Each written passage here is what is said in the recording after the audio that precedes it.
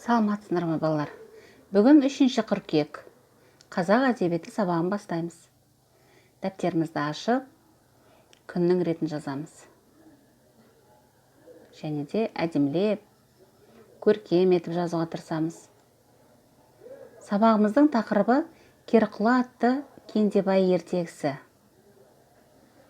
Мұқият жазып алыңдар. Енді балалар, мен сендерге мынадай сұрақтар қойғым келіп отыр. Оны қазір осы видеоны көріп болғаннан кейін маған WhatsApp менеджер желісі арқылы аудиозаписпен немесе жазып жіберулеріңе болады. Ертегі деген не?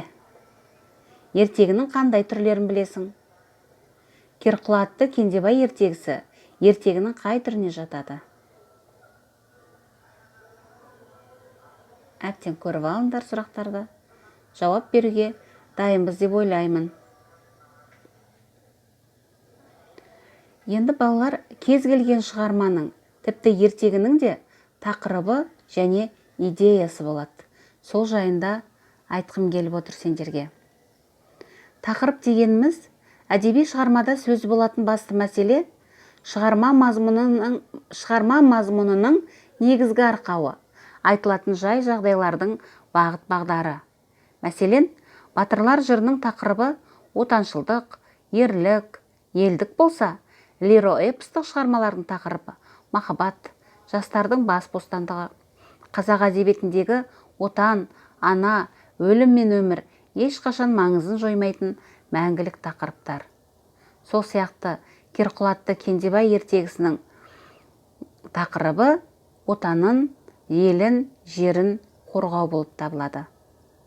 Идея, шығарманың идеясы дегеніміз не? Грек тілінен аударғанда идея, түсінік, елес, бейне екен.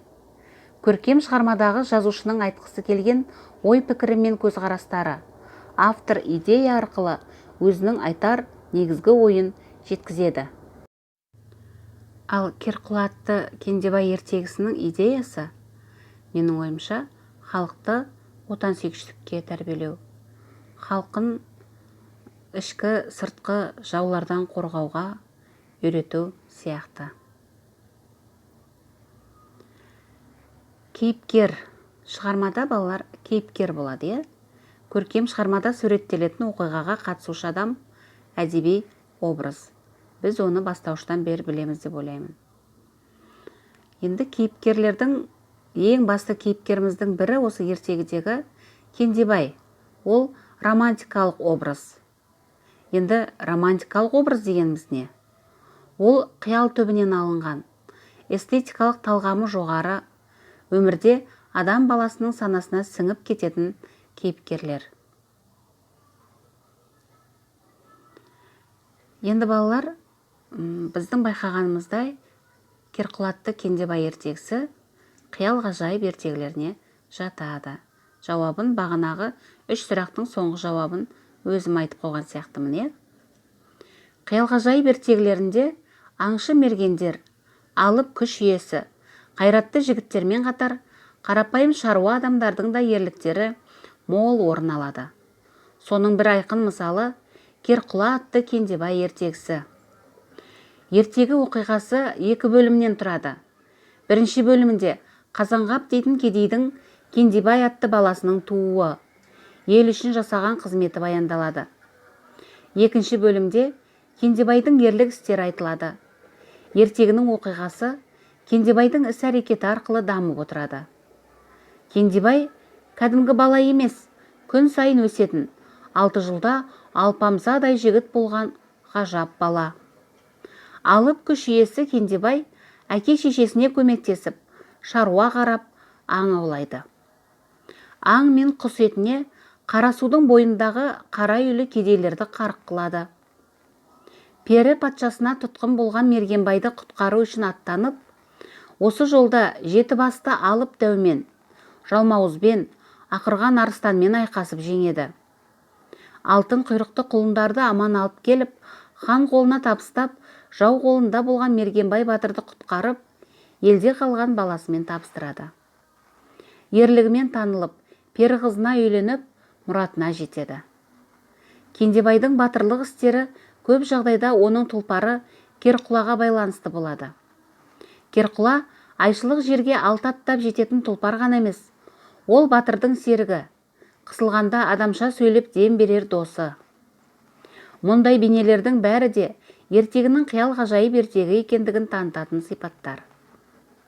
Керқұла атты Кендебай ертегісі өзінің тіл жағынан да, көркемдік ерекшелік жағынан да елеулі ертегілердің бірі. Аз сөзге көп мағына сыйдыра айтып, бай тілмен көркем образ жасауынан мұнда халық тілінің зор байлығы толығынан пайдаланылғаны аңғарылады. Енді тапсырма сендерге балалар, мен сендерге қазір WhatsApp желісінде бөлек сілтеме беремін. Білімлендке де салып қоямын. Осы сілтеме бойынша кіріп, ертегінің аудио нұсқасын тыңдаймыз. Толығымен тыңдап аламыз. Енді кітабымыздың бетінде 15-ші бетінде сөз маржан бар балалар. Соны ашып, дәптерімізге әдемілеп жазып аламыз.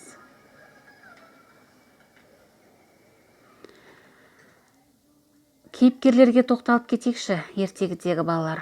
Бұндағы кейіпкерлердің біріншісі Кендебай.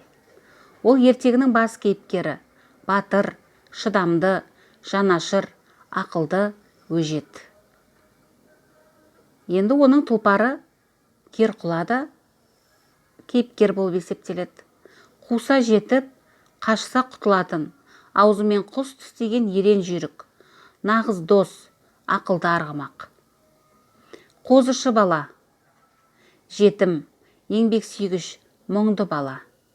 Хан, қаһарлы, айбынды, ақылды, көп елді шапқан. Және мыстан, жеті басты дәу, ақырған арыстан.